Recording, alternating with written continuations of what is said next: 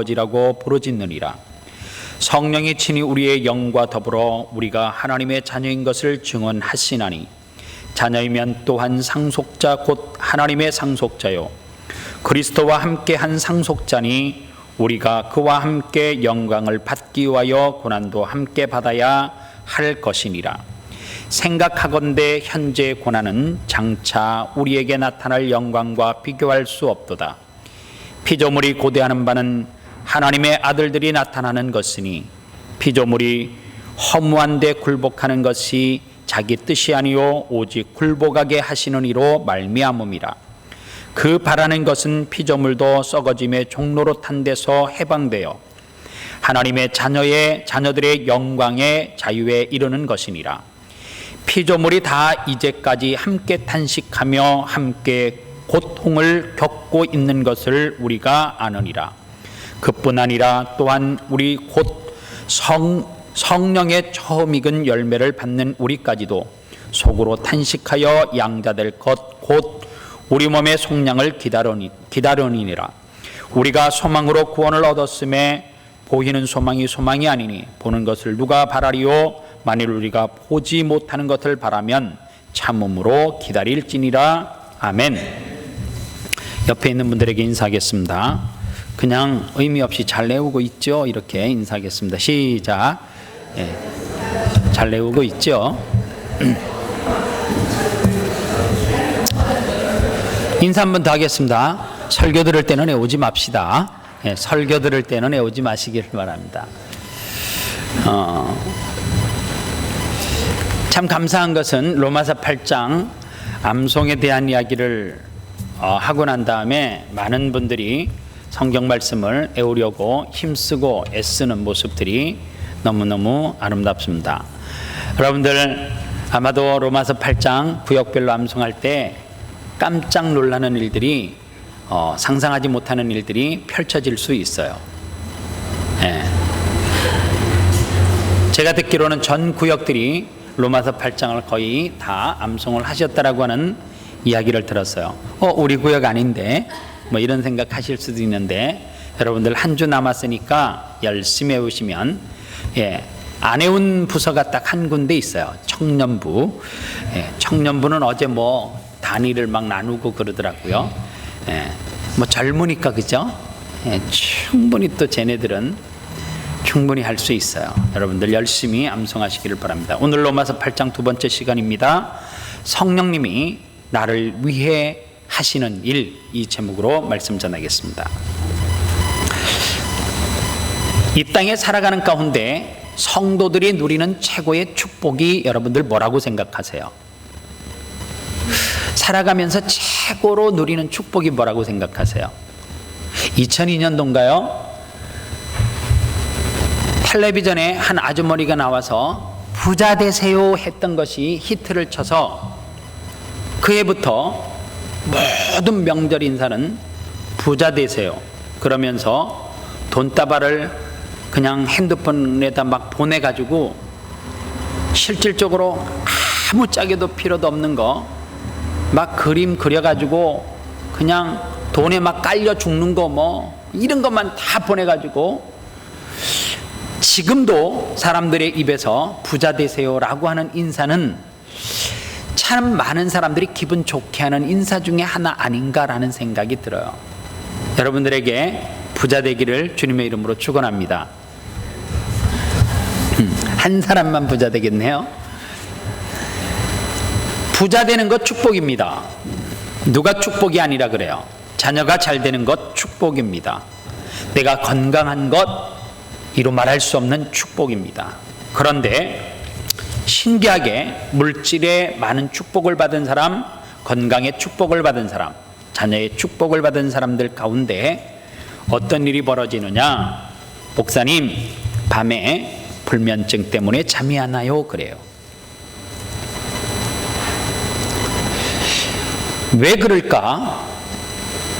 왜 돈이 많고 자녀가 잘 되고 건강한데 불면증으로 시달리고 새벽 2시, 3시까지 잠을 이루지 못하다가 결국에는 수면제를 먹고 잠을 들까라고 하는 문제예요. 그러면 성도가 이 땅을 살아가는데 최고의 축복이 물질과 자녀가 잘 되고 건강한 것, 대표적으로 세 가지만 이야기하지만 그 외에 부수적인 모든 것들이 최고의 축복이 아닐 수 있다라고 하는 것에 이의를 달 수가 있습니다.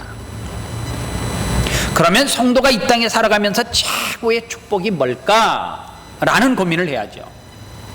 여러분들, 성도가 이 땅에서 누리는 최고의 축복은 뭐냐 하면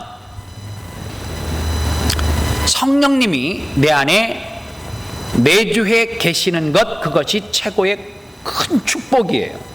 왜냐하면 성령이 내 안에 내주해 계시면 내게 어떤 일이 벌어지느냐? 자꾸만 희쭉희쭉 웃어요. 즉 우리 속에 뭔가 누구에겐가 자꾸만 말해주고 싶고, 그리고 얼굴에서 표정에서 나타나고, 괜히 누구를 만나고 싶고, 뭔가 전해줄 거는 없지만 만나면 내가 그 사람에게 무엇인가를 줄 수 있는 것 같은 기분, 내 속에서 평안의 기쁨의 샘이 계속해서 샘솟는 것, 그게 무엇이냐? 그것이 성령이 내 안에 내주해 계시면 일어나는 일들이라는 거예요. 여러분들, 그렇다면 성령이 내 안에 계시면 그런 표현할 수 없는 샘솟는 기쁨이 일어난다면, 성령이 내 안에 계시는 것이 정말 축복이라고 하면, 그 성령이 내 안에 계시면 어떤 일이 벌어지느냐? 두려움이 사라져요. 돈 있는 사람이 두려워요. 자녀가 잘 되는데 두려워요. 내 몸이 건강한데 두렵대요. 저는요, 6일 동안 죽도록 일하는 사람이, 목사님 저 요즘 불면증 때문에 죽겠습니다, 이런 사람 못 봤어요. 여러분들의 남편이 벽에 머리만 갖다 대면 잠자는 거, 그거 축복이에요. 이런 남편 옆에 두고 있다라고 생각해 봐요. 난 피곤해 죽겠는데 밤새도록 TV 리모컨 잠옷 입고 TV 리모컨으로 이리 돌리다가 저게 왜 켜져요? 저리 돌렸다고 뭐 계속 하는 거예요. 그러다가 냉장고 문 열었다가 닫았다가 새벽에 또 라면 끓여 먹다가 다시 또 뭐 영화 본다고 보다가 게임에 이러면서 밤 꼴딱 세우는 남편이 하루도 아니고 그런 귀신 같은 게 내 옆에 있다라고 생각을 해보세요. 얼마나 힘들겠어. 그런데 목사님, 제 신랑은요, 벽에다가 머리만 대면 그냥 3초예요 3초. 축복이에요. 그거 정말 축복이에요. 코 고는 게 낫지. 차라리 밤에 라면 끓여 먹는다고 떨그럭거리고 냄비 뚜껑 떨어뜨리고 컵 깨고, 용서하십시오, 확 죽여버리고 싶지. 그런 남편이 있으면 그냥.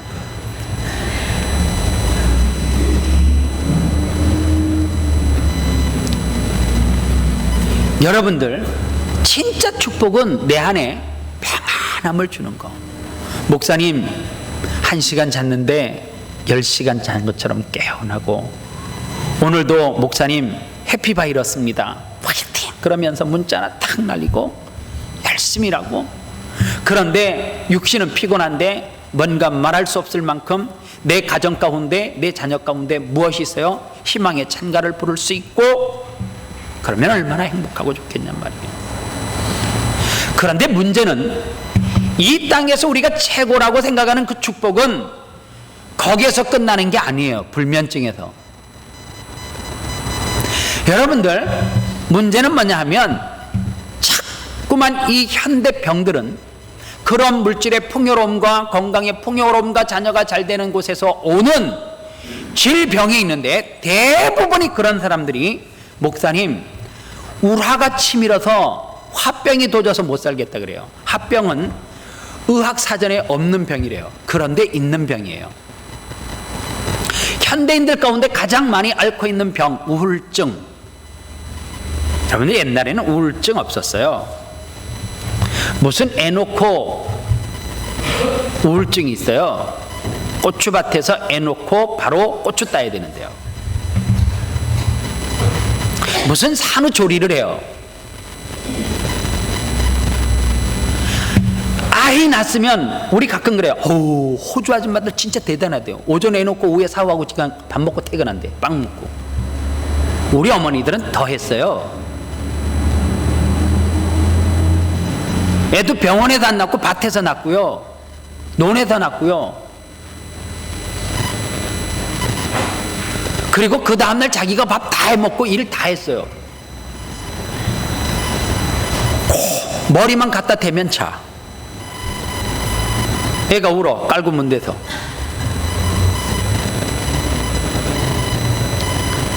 그런 시절에는 여러분들, 지금 현대인들이 앓고 있는 병이 없었단 말이에요. 그 병을 앓고 있는 사람이 문제가 있다, 그게 아니라 여러분들, 그 병의 원인을 좀 분석해 보면 우울증, 공황장애, 폐쇄공포증 등등, 기타 등등. 남이 엘리베이터를 타고 있으면 자기는 못 탄대요. 대인기피증. 여러분들, 그 병의 원인을 잘 분석해 보면 그 병은 결국에 목사니까 또 그런 말 하네요. 마귀가 가져다 주는 거예요. 왜냐하면 그 병의 공통점이 뭔지 아세요? 사람을 기피해요. 주변의 사람들을 멀리해요. 청소년들에게 나타나는 운둔형, 사람을 아무도 안 만나요.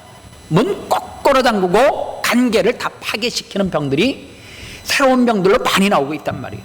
왜 그러면 관계를 깨뜨려 버리느냐? 저와 여러분들의 관계가 좋으면 무슨 일이에요? 하나님의 영광이 드러나는 일을 해요. 그러나 저와 여러분들의 관계가 자꾸만 파괴되면 하나님의 영광을 가리우는 일을 하나도 할 수 없어요.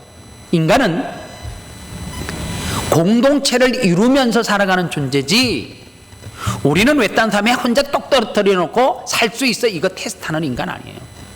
우리는 어디에서 살아요? 사회 속에서 살아가는 존재들이란 말이에요. 즉, 이웃과 남들과 더불어 살아가게끔 되어져 있는데, 마귀는 끊임없이 우리로 하여금 자꾸만 혼자서 숨어들게 만들고 어두움을 찾게 만들고, 그래서 주변의 사람들을 기피하게 만들어요. 왜 그렇게 만들어요? 이유는 하나예요. 하나님의 영광을 나타내는 것을 싫어하기 때문이에요. 성령이 우리 안에 내주하시면 두려움이 사라져요. 그래서 은혜가 충만한 사람들은 자꾸만 이 사람도 만나고 저 사람도 만나고 다 만나요. 그게 은혜가 충만한 사람들이 나타나는 증거예요. 여러분들, 은혜가 충만한 사람들은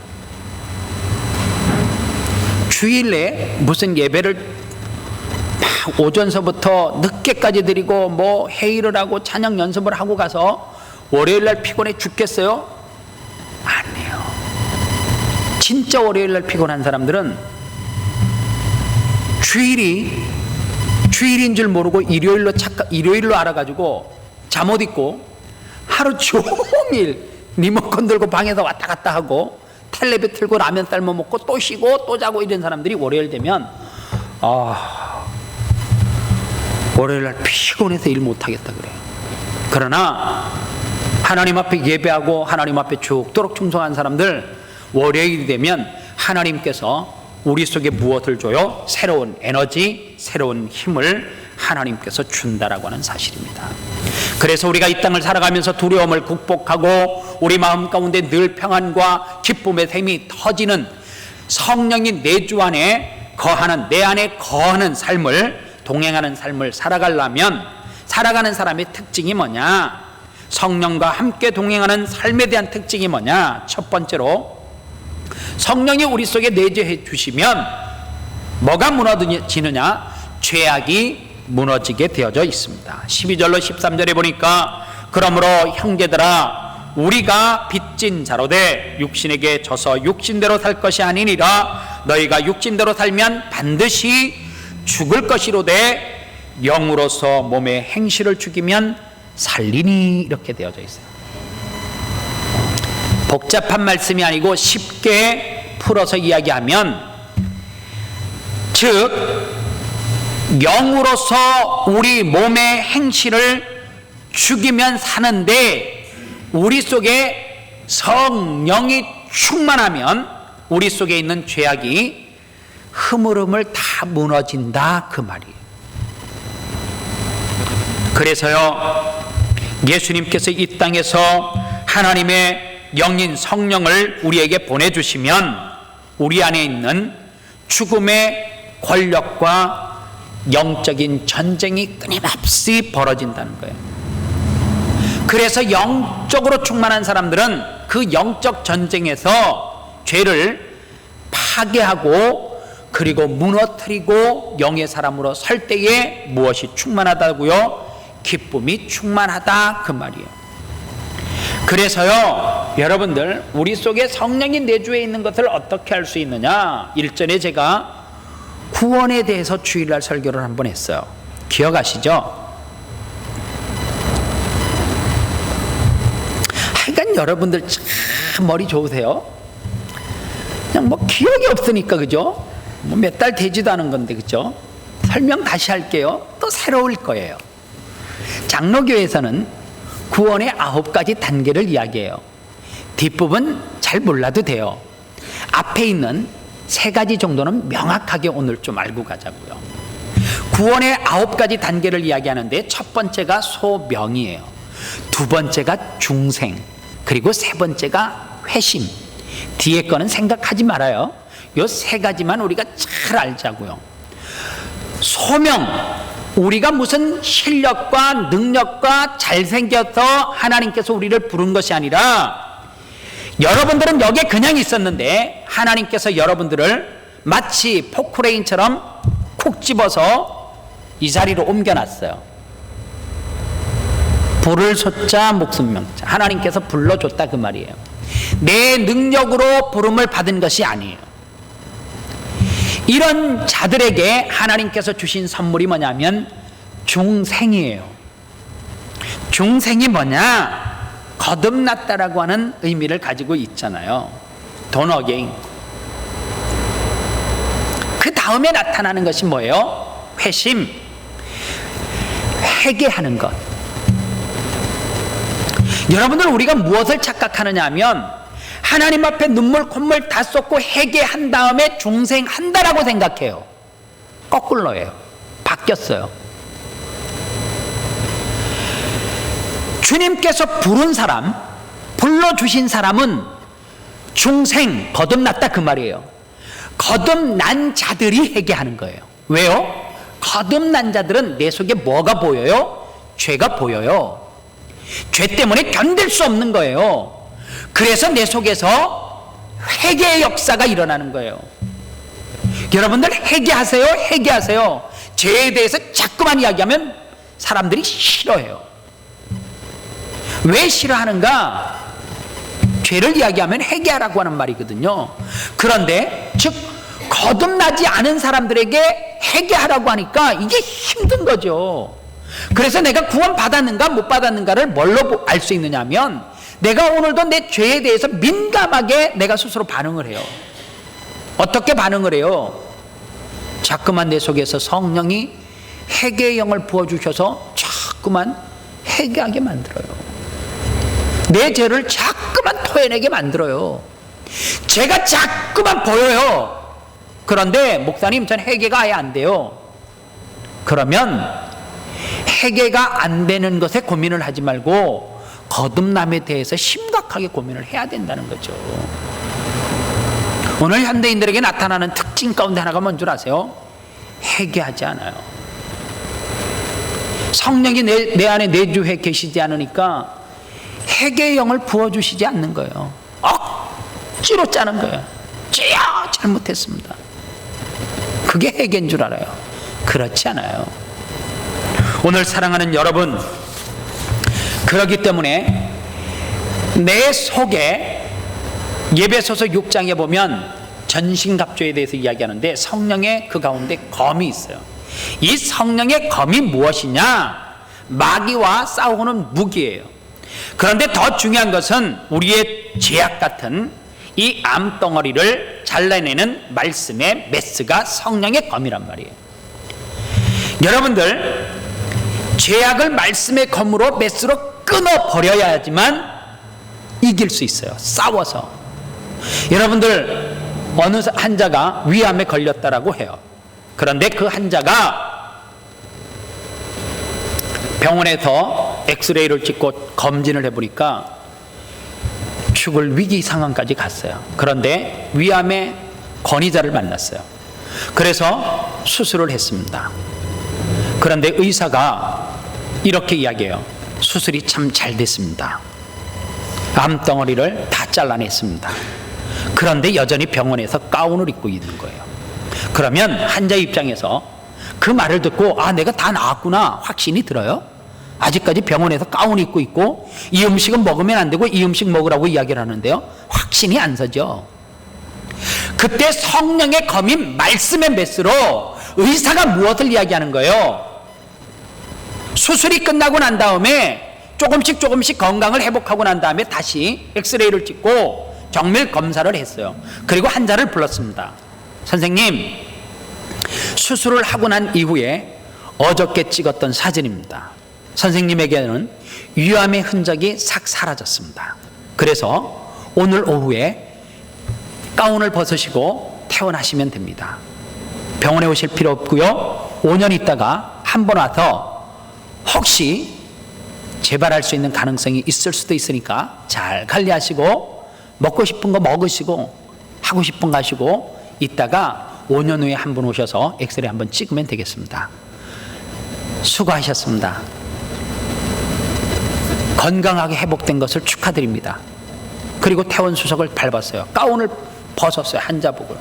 그리고 병원 문을 쫙 나왔어요. 그때 비로소 환자는 뭐라고 생각하는 거예요? 내가 완치됐다. 그러는 성령의 검이 그거예요. 우리의 죄로부터 말씀을 가지고 탁 끊어버리는 거. 그래서 너는 무엇으로부터요? 마귀의 유혹으로부터 완전히 죄로부터 해방받았다 그 말이에요. 오늘 성령이 우리 안에 계시면 끊임없이 저와 여러분들로 하여금 해결케 해요. 그래서 우리가 하나님의 하시는 일을 다 이해를 못해요. 왜냐하면 우리가 생각하는 머리, 지식, 지혜로 하나님은 일하시는 분이 아니기 때문에 그래요.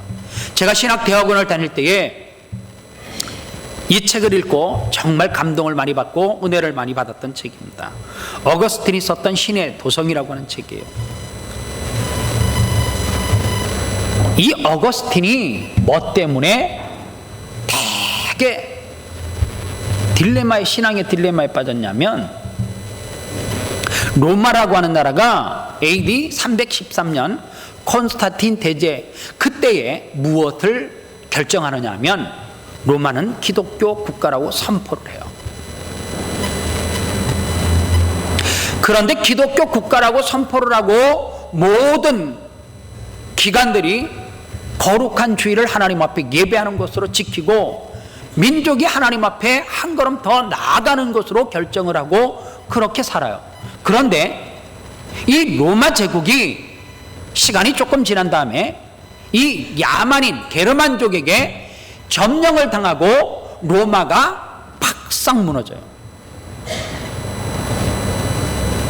시간이 조금 지나고 난 다음에 어떤 일이 벌어지느냐?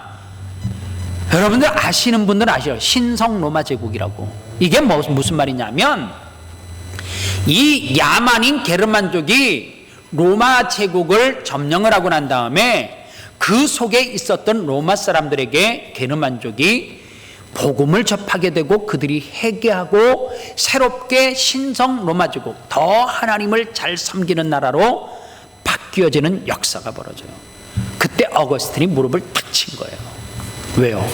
하나님의 뜻을 내 짧은 소견으로 내가 생각하는 방법으로 이해를 할 수 없었고, 하나님의 일을 하시면 우리 안에 가득혀 있는 하나님이 아니라고 하는 사실을 깨달아요.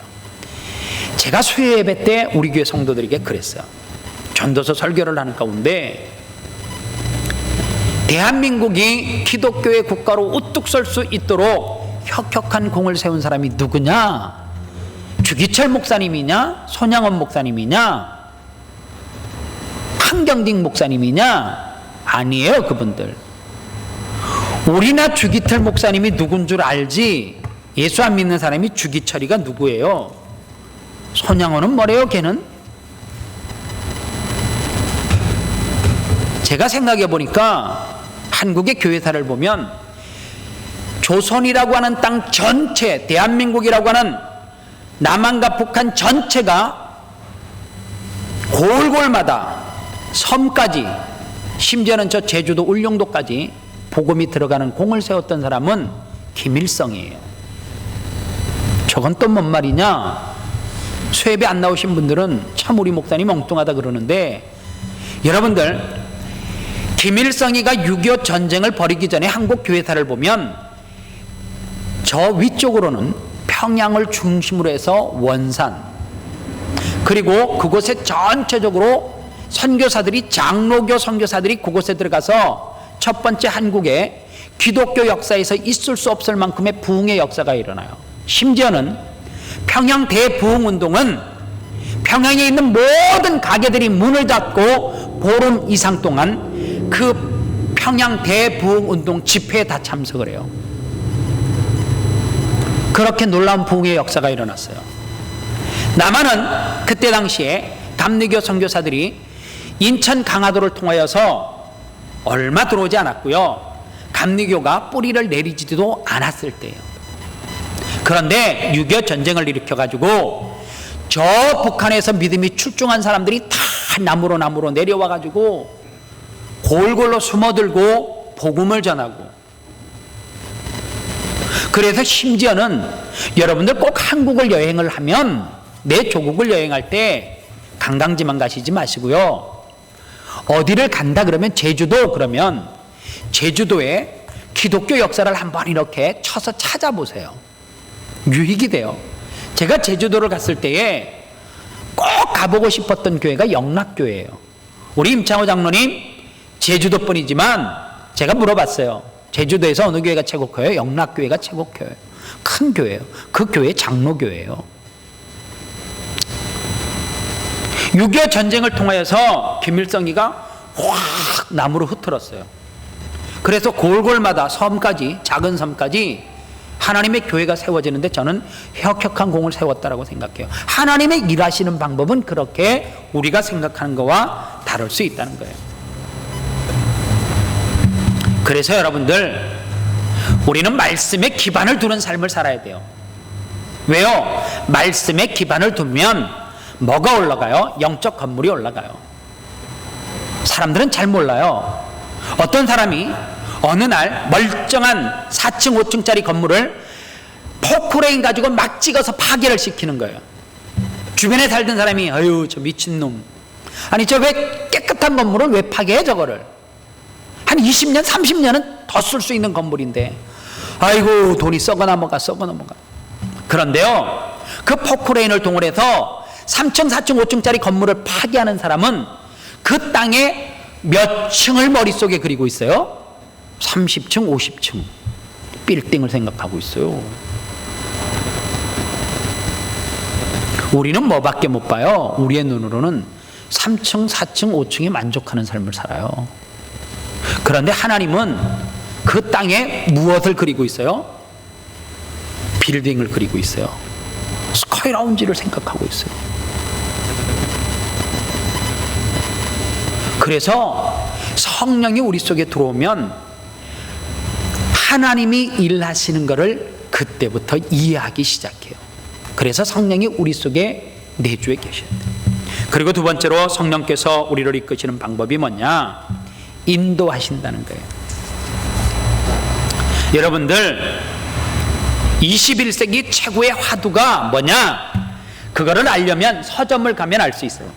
서점을 가보면 21세기 딱 들어서면서 가장 많이 나온 책이 뭔 줄 아세요? 리더십에 대한 책이에요. 조국 대한민국이 지금 아파하는 이유가 뭐예요? 조국 대한민국을 이끌고 있는 수장이 리더십이 부족하다 그 말 아닙니까? 여러분들, 정치하는 정치 리더십이 부족하니까 사람들이 힘들어요. 경제를 이끌어 나가는 리더십이 부족하니까 힘들어요. 학교를 이끌어 나가는 수장의 리더십이 부족하니까 학교가 지금 다 힘들어해요. 오늘 교회에 훌륭한 지도자, 리더십을 가진 사람이 없기 때문에 교회가 힘들어해요. 그런데 하나님은 우리에게 어떠한 사람이 훌륭한 리더십을 가진 사람인지를 너무 우리에게 귀에 딱지가 앉을 만큼 설명을 했어요. 그 말씀이 시편 23편이에요. 시편 23편을 보면 다 애우시죠. 목사님, 로마서 8장 하지 말고 시편 23편 외우시죠. 저 전라도 버전도 할 수 있고요, 경상도 버전으로도 구수하게 할 수 있어요. 여러분들 시편 23편에서 기억해야 될 단어가 있어요. 이거는 자녀를 훌륭하게 키우는데 교과서예요. 내가 리더가 되고 싶으면 시편 23편의 이 단어를 꼭 기억해야 돼요. 푸른 초장과 쉴만한 물가, 또 하나는 주의 지팡이와 막대기, 이 네 가지 단어예요. 시편 23편은 목자와 양을 이야기하잖아요. 목자에게 필요한 것이 뭐예요? 목자는 리더십을 가지고 있는 사람. 그런데 양은 뭐예요? 리더십을 따라가는 사람. 목자가 이렇게 말하는 거예요. 양들에게, 얘들아, 저 2km 넘어가면 푸른 초장이 있어. 거기에서 풀을 치컷 뜯어먹고, 우측으로 1km 가면 거기에 우물이 있어. 거기에서 물을 배 터질 만큼 마시고, 그리고 날이 어둑어둑해지면 이 장소로 돌아와야 된다. 알았지? 훌륭한 리더예요? 훌륭한 목자예요? 아니죠. 목자는 어떻게 해야 돼요?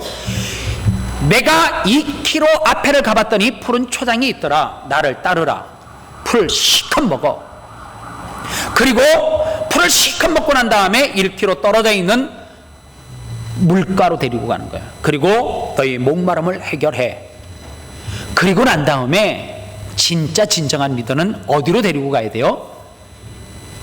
푸른 초장과 물가에서 잠을 채우는 것이 아니라 다시 자기가 출발했던 집으로, 거처로 들어와야 되잖아요. 그런데 꼭 들어오다 보면 말 안 듣는 놈들이 있어요. 실컷 먹여놨더니, 실컷 목 축여놨더니 그때서부터 배부르니까 이제 지가 하고 싶은 대로 하는 거예요. 너 아까 왜 물 먹을 때 나보다 내 머리 밀어내고 네 머리 들이밀었어. 너 아까 풀 뜯어 먹을 때 내가 여기는 먹지 말았는데 너 왜 머리 밀고 여기 먹었냐 그러면서 오다가 티격태격 싸워요. 그러다가 힘센 놈이 힘 약한 놈을 구덩이로 확 밀어 제끼는 거예요. 그럴 수 있죠. 그때 리더는 어떻게 하는 거예요? 뭐가 필요해요? 여러분들, 지팡이가 뭔 줄 아세요? 허리 굽어서 짚고 다니는 것이 지팡이가 아니라 그 당시 목자에게 있는 지팡이는 기역자로 되어져 있어요. 그래서 힘에 밀려서 싸우다가 수렁에 빠져있는 양을 그 지팡이로 탁 걸어서 목을 딱 끌어가지고 위기에서 구해내는 게 그게 지팡이에요. 막대기가 뭐냐? 쉽게 이야기하면 몽둥이에요.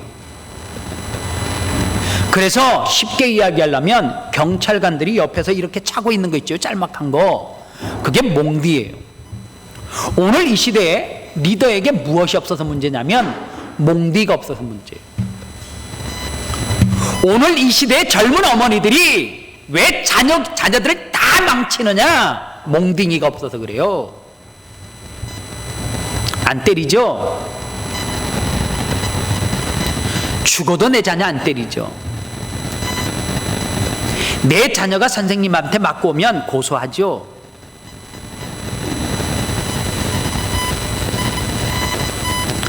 어느 날 목사님이 자녀를 야단쳤어요. 목사님이 뭔데 내 자녀 야단치냐는 거예요. 잘못해서 야단치는 거예요.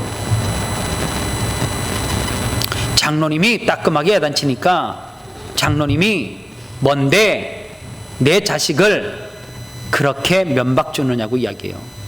이 교육이 옳은 거예요? 뭐가 없어요? 현대 젊은 엄마들에게 없는 게 있어요. 자녀를 아주 망하는 길로 인도하는 거, 몽둥이가 없어요. 자녀를 무조건 패라는 게 아니에요. 잘못된 것을 잘못됐다라고 가리키는 거. 이런 엄마가 있다라고 생각해봐요. 엄마 나 100점 맞았어. 그래요. 오, 잘했어. 그런데 나 2문제 몰라서 옆에 있는 거 보고 썼다. 그래서 100점 맞았어. 패 죽여야 돼요. 아주 그렇게 맞아오면 용서하십시오. 아주 패 죽여야 돼. 반은 아주 죽여야 돼요. 그런데 엄마가 그래요. 괜찮아. 뭐 사줄까 이러니까 그 다음에는 4문제 봐요. 그 다음에는 다 보고 써요. 그리고 좋은 학교 가면 되는 거지.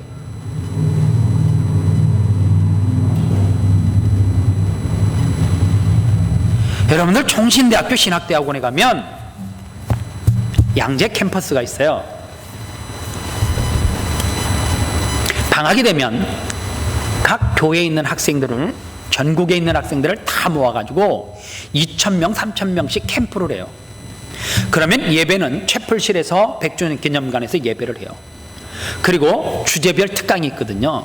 그러면 왜 신학대학원에서 이 청소년 캠프하기가 좋냐면 기숙사가 일단 1,000명 이상 잠잘 수 있는 곳이 있어요. 2,000명도 자요. 예배실이 그 큰 공간이 있죠. 그리고 교실이 있으니까 주제별 강의하기가 너무너무 좋아요. 한 강의실에 200명 정도 들어가거든요. 그런데 아이들이 들어가서 10분 동안 강의를 안 들어요. 모든 강의의 생명은 시작 10분이에요. 10분 동안 아이들을 다 이목을 집중시켜야 되는데 아무리 능력 있는 강사가 와도 애들이 자꾸만 책상에서 뭔가를 찾아 끼워 맞춰. 낙서라 하기에는 너무 정돈이 잘 돼 있어요. 그래서 핸드폰으로 찍어요. 그리고 그 시간에 10분 안에 무슨 짓을 하느냐면 자기 교회 전도사님이 총신신학대학원 다니고 있거든요. 전도사님에게 카톡으로 보내요. 전도사님, 교실에 책상에 이게 있는데 이게 뭐예요? 나 부끄럽죠. 컨닝이지 뭐예요. 그 어렸을 때 컨닝하는 거 반 죽여야 되는데 안 죽여서 그래요. 그러니 신학대학원에 와서, 여러분들 신학대학원이 얼마나 무서운 것인 줄 아세요? 3학년 졸업하면 3개월 있다가 강도사 시험을 쳐서 합격되면 강단에서 설교할 수 있는 권한을 부여해요. 그리고 1년 있으면 목사 돼요. 무슨 신학대학원이 그냥 자격증 따는 학교가 아니라 영혼을 살리고 영혼을 책임지는 리더자를 배출하는데 책상에 새카만 것으로 도배되어 있어요. 왜 그래요? 어려서부터 방치해서 그래요.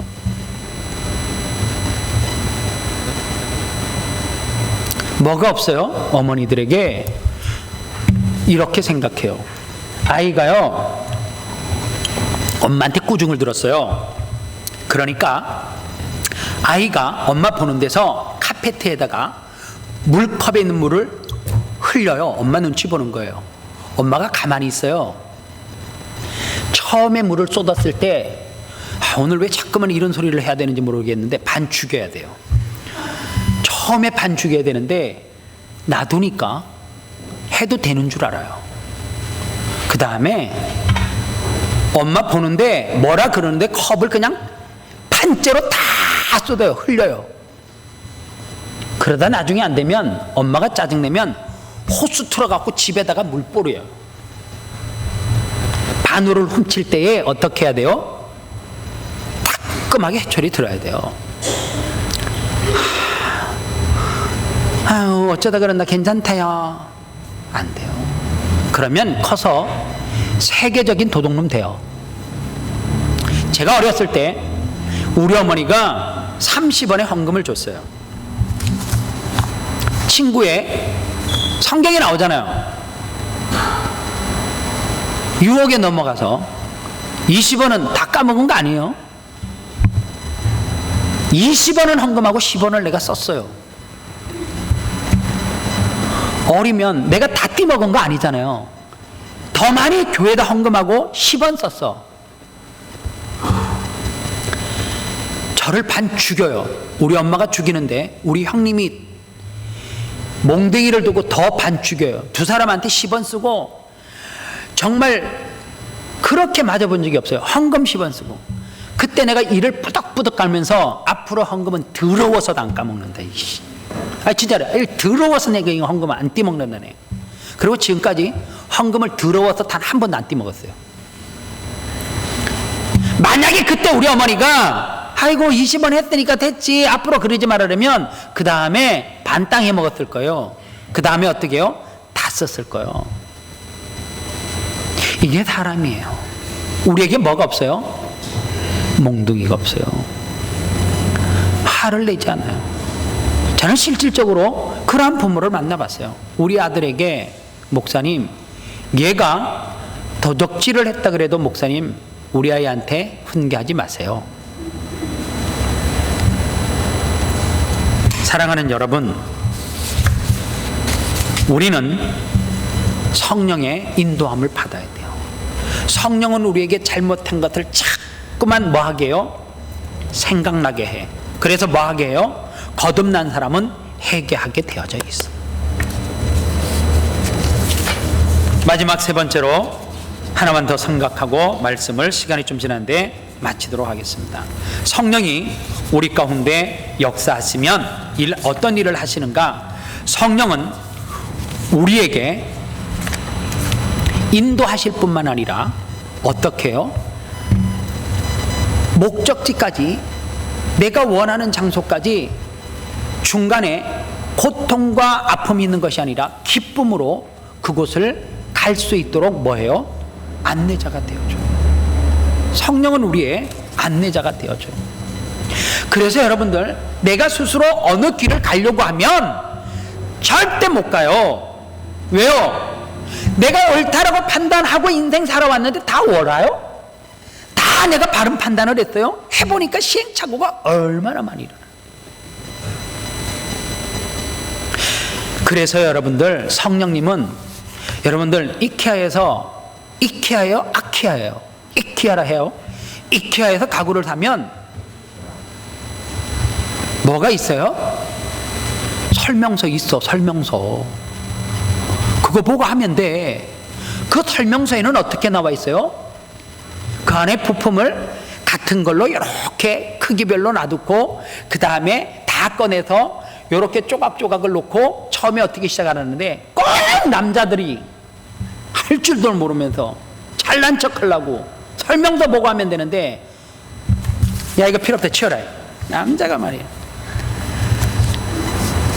10불이면 할 걸 가지고 문고리 하나 바꾸는 거 다 됐다 문 닫아봐라 했는데 닫았는데 안 열려. 땀 삐질삐질 내면서 또 다시 뜯어. 그 다음에 이제 뜯었는데 된다 안 된다 잠궈보는데 지가 못 나와 안에서. 3시간 만에 해놓고는 이러고 있어요. 그때 여인이 웃지요.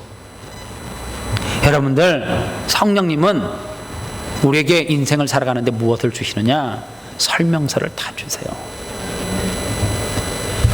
설명서가 있는 인생 살려고 하면 성령님이 내 안에 내주하셔야 돼요.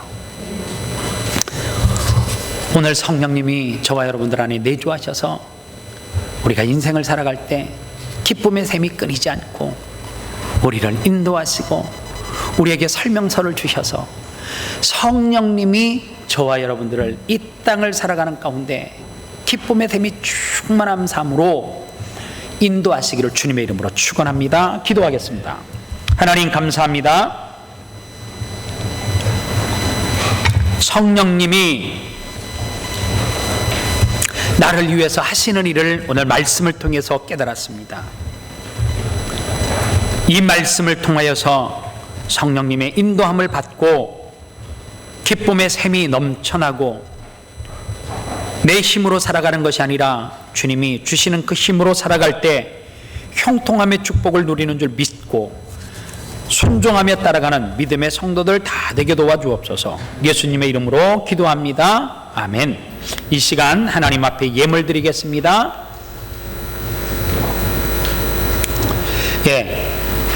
빨리 까고 천천히 입어요. 잘 그래도 제가 하나 설명하려고 그랬어요. 1시서부터 2시 사이에 소나기 올 확률이, 우리 교회는 뭐만 하면 비 와요. 그래서 내가 안 하려고 그러는 거예요. 어느 날 안수 집사님 그러고, 목사님 고사 한번 지내죠. 진짜 지내고 싶을 만큼 고사를 한번 지내셔야 되는데 왜요? 그러니까 뭐만 하면 비 온대. 뭐만 하면. 우리 교회는 그냥 역에서만 뭐만 해야 돼요.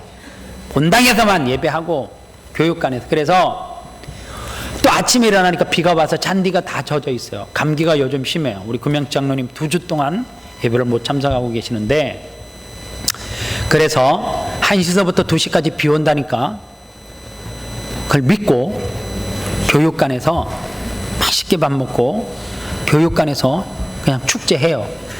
괜히 나갔다가 목사님